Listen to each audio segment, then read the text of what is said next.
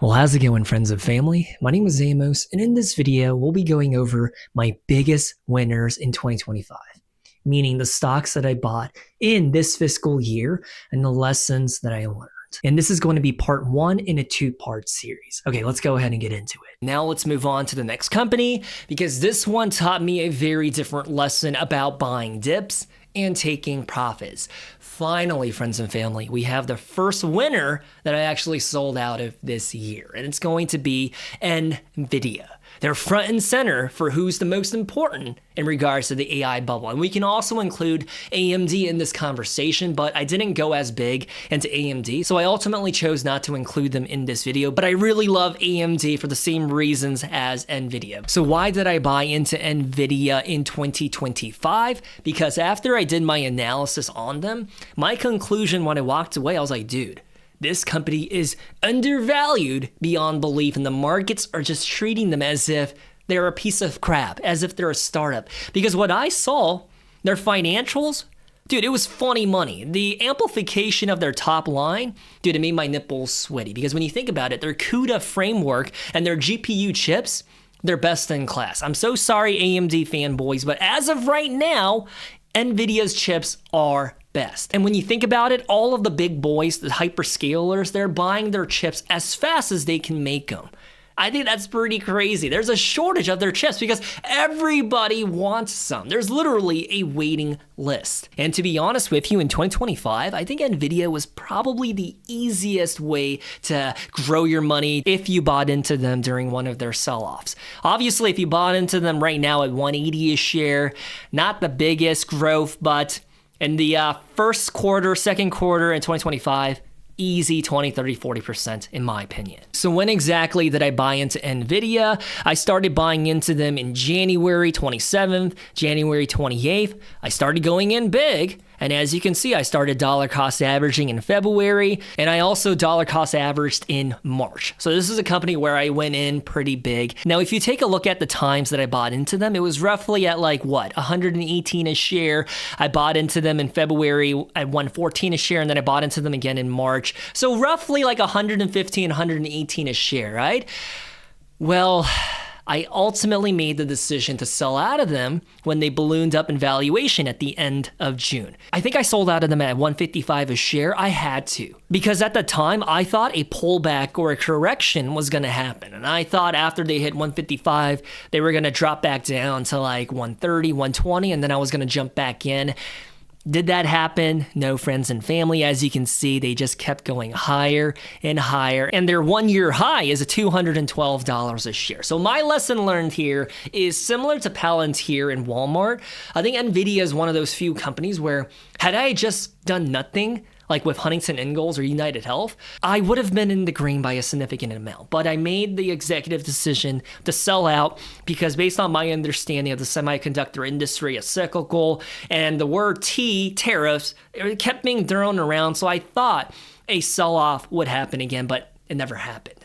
So it's a company that I do want to buy back in, and I'm monitoring it daily because for their forward trading multiple to be a 26, I know this might be controversial and you might call me a racist, but I sincerely think they're undervalued, but they're not at a price where it's enticing, where it's not a good deal yet. And similar story to AMD, I just kept buying into them whenever they were below 120. I think I bought a few shares when they were like $90 a share.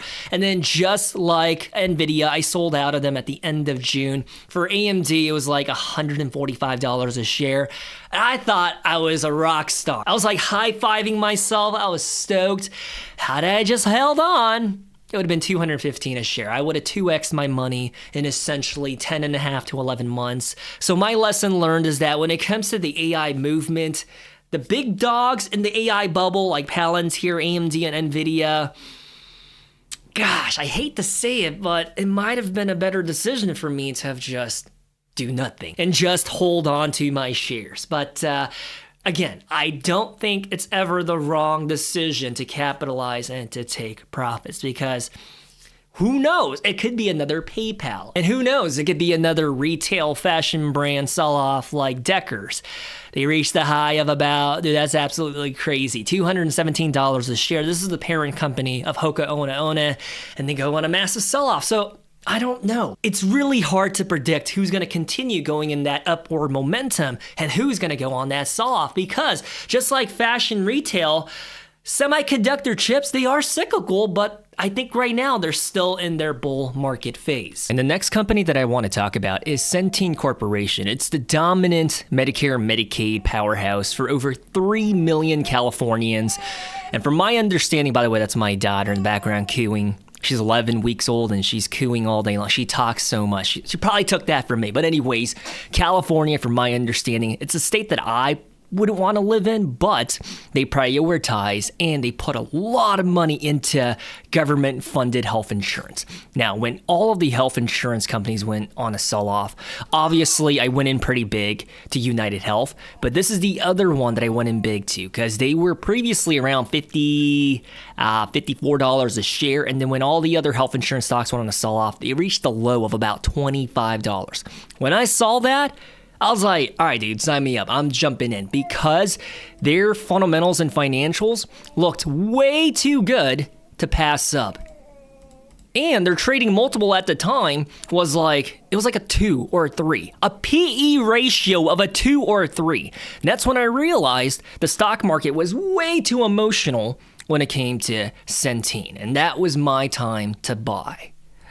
And something that I want to highlight and show you guys is if we take a look at from their bottom, the total return since then is 61%. So all I'm trying to say, guys, is my strategy, you know, sometimes there are some misses, okay? But I think this one right here, it hit the money on the mark. It was another reminder for me that if you buy a high quality compounder on the discount, with due time, your chances of a rebound and a rally are a lot higher than shooting in the dark or pissing in the dark, right? Now, having said that, what do you think I have done? Do you think I sold my shares, or do you think I'm still holding on to them?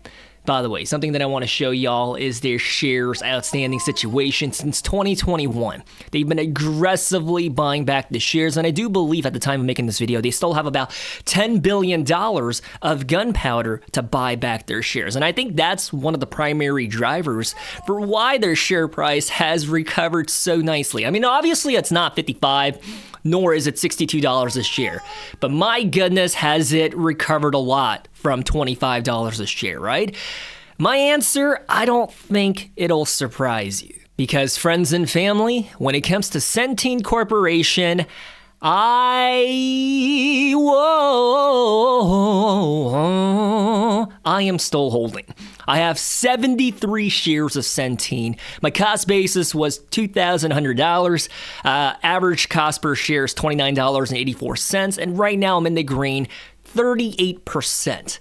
So all I'm trying to say is, did you take advantage of the health insurance sell-off, and which ones did you buy? I think there was a lot of good options. There was Humana, there was Centene, there was Elevance, there was Cigna, there was Molina. To be honest with you, I feel like if you bought into any one of them, you'd be all right now. You'd be a pretty happy camper. Now, you're absolutely going to love me for this one because it's a 2-for-1 special. It's like getting your tires rotated as you get an oil change. So now my next two biggest winners in 2025, Microsoft and Google. Microsoft on a high level, enterprise software and AI services. I'm most bullish about their Blizzard gaming, but that's neither here or there. And then for Google, I don't even know if they need an introduction. They're basically best in class for their walled garden digital advertising platform. The best, pound for pound. And if you take a look at their stock price history this year, I mean, they went on a pretty big sell-off. Microsoft, for the longest time, they were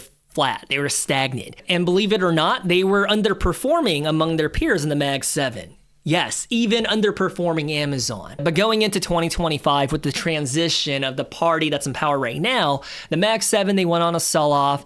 And yes, that's exactly when I started to buy Microsoft. But truth be told, I bought into Microsoft in 2019. I've been holding on to them ever since, but I decided to really add to my position in the beginning of 2025. And for Google, just for illustrative purposes, they saw the exact same thing happen going into 2025. They went on a sell-off. They went below $140 a share at one point. Now, to show you on your screen, let's see what happened. I went in big in February for both Microsoft and Google. As you can see, I went pretty crazy. I even bought some in March, and then I did it again, second round of dollar cost averaging. In March, I just kept buying shares of Google and Microsoft. And also in March, that's when I decided to sell out of Crown Castle. It's a cell tower REIT that I just don't feel confidence in. I think out of the REIT sector, for me, if I had to place a grade for them, it would be in the D tier right now, almost F tier. And then I dollar cost averaged one more time in April. During that April market-wide sell-off, I went in pretty big. Google and Microsoft. And so when you take a look at the prices that I was buying Microsoft at, I essentially was grabbing them at their lowest prices, and I was pretty happy. And I'm not going to lie to you, I got nervous because I was like, wait, what if they go down to 300 or even 250 a share? However, what actually panned out, look at that recovery. It was so beautiful that I had to. What do you think? Do you think I'm still holding on to my shares of Microsoft and Google, or do you think I sold out of them? Unfortunately, I sold out of both of them at the end of June when they ballooned up in valuation alongside with Nvidia, AMD. So I think for Microsoft, I sold out of them at about $4.92 a share. And since then, they actually went up a lot more, and then they went on a small little pullback and correction, and now they're $4.87. So am I glad that I sold them at the time that I did? Sort of, but I kind of wish I would have just held on. Likewise with Google, I sold out of them at the end of June. This is a really high quality compounder. I wish I would have held on because at the end of June at 180, I think I sold out of them at like 181, 182 a share. Had I just held on, 313 a share. So it's one of those things where I was just too early to sell out of them. I should have freaking held on. And that's because my logic at the time, I thought Google, after having such a surge in their rebound and their rally, I thought there was going to be a pullback, but it never happened. And at this point, as much as I love Google, I think they're overvalued. And it's a company that I do not want to buy into unless they go far below that $300 mark. If you want to know what price they should be valued at, watch my GARP valuation video series that I did. There's a part 1, part 2, and part 3 where I evaluate and give a price target for the most popular stocks that are out here. For Google, I would need a significant pullback for me to buy back in. But for Microsoft, I think we're in that territory where I'm going to be watching them closely, monitoring their price movement, because if they continue to trade sideways or go on a further pullback and correction or sell-off, I'm jumping back in. And the next one, friends and family, they forced me to make a decision earlier than I expected. And that's going to be Oshkosh Corporation, ticker symbol OSK. Take a look at them year to date. They're in the green, 35%. Now, traditionally, they made heavy industrial vehicles for the firefighting departments, airports, and the military. But now they're also producing the EV fleet for the post office. They rewarded that contract a while ago, and now they're finally starting to see the fruits of their labor. Now, this is a company that I made a deep dive video for on the channel, and I told you straight up I was going to buy into them if they go on a pullback and a sell-off. Now, what happened? It's a company I almost bought into when they went on a small sell-off in February and in March, because I was like, wait, now they're under $100 a share. But at the time, I was putting my money into Google and Microsoft instead, so I didn't have any dry powder in the reserves to buy into them. However, in April, what happened? I think the golden opportunity arrived because their stock price got absolutely hammered to the point where they were $76 a share. And friends and family, I am really happy to say I think I caught the absolute bottom with Oshkosh Corporation. I bought into them April 3rd and April 4th. $900 here and $400 there. What was April 3rd, April 4th? Yeah, when they were at their absolute lows. So stoked. Now, my question to you is, do you think I sold out of them, or do you think I am still holding on? Well, the answer is I sold out of them in August at about $135 a share because I needed that capital to roll over into the next play. In hindsight, I probably should have just held on, but as of right now, they're 128. So I think I sold out of them at a pretty good time. And is it a company that I am willing to entertain, during a pullback or correction? Yes. Oshkosh, Dude, right now I know they're 128, but one thing that you have to take into account is their trading multiple of a 12 and a forward trading multiple of 11. What I'm trying to say is I think that's really undervalued. Now, I want to repeat it one more time. They make the heavy industrial vehicles for the United States military. And you know how bullish I am about the US military companies. When you think about every motor pole in the United States Marine Corps or in the United States Army, more likely than not, a lot of those trucks and vehicles, they're made by Oshkosh Corporation, and on a scheduled basis, they get replaced. The entire fleet gets replaced every once in a while. So it's a reoccurring revenue for this company. But right now at 128, I know the valuation is low, but it's not a company that I am willing to buy at its current price. But if we're talking about $100 a share, if we're talking about $95, I might jump back in. Now for the next stock, yes, I took profits. It's a bonus because I already made a video for them. It's up on the channel of when I bought into them and why I decided to sell out of them. But it's Marvell. They're making custom AI chips and fighting for market share against Broadcom. Now go and watch that video to see how it all went down. Now on that note, what are some of your better investment choices that you have made this year? And now that 2025 is over, I mean, did you buy during the April 2025 sell-off? Or did you sit on the sidelines with cash? If you did, dude, I feel for you, man. It's gotta be a terrible feeling to watch everything recover and go on to their one-year highs. Not a fun feeling, I can imagine. Now, having said that, if you think I'm acting like I know it all, well, believe it or not, I actually lost a ton of money this year as well. I would encourage you to watch my biggest losers video that I uploaded onto the channel not too long ago if you're curious to learn and hear about the lessons that I learned from the losers in my portfolio as well. But having said that, I don't want to be a negative Nancy because the green and the good outweighed the bad. And I think that's true in all realms of life. I think love is more powerful than hate. I think light is more powerful than darkness. Hey guys, so quick note, I'm editing the video right now and I realized that the way Fidelity calculates the total return, like the ROI, is really different from the way that Snowball analyzes the total return. As you can see on your screen right now, the orange depicts the S&P 500 and it says their total return year to date is 20.2%. Whereas for my portfolio, Snowball says my total return is 37%. In contrast, the way that Fidelity calculates the math is a little more conservative. But if I really want to walk around with a big dong, feeling really confident about my performance this year, I would look at Snowball. I guess Fidelity is the one that brings me back down to earth. If we meet somewhere in the middle, I guess it's about a 33-34% total return. It looks like the S&P 500 in my portfolio, we were pretty much neck and neck for the entirety of the year until August. That's when the portfolio just got amplified and started smashing the benchmark. But anyways, I thought this was pretty interesting to see. And having said that, I have a toy poodle named Bonnie. Dude, she's 4 years old. I love her so much, right? The other day I was petting her and I noticed that she has a lot of white hair. She's a black poodle. And sometimes as they get older, they do turn into like salt and pepper, like a George Clooney hairstyle. But to see her aging, dude, it broke my heart.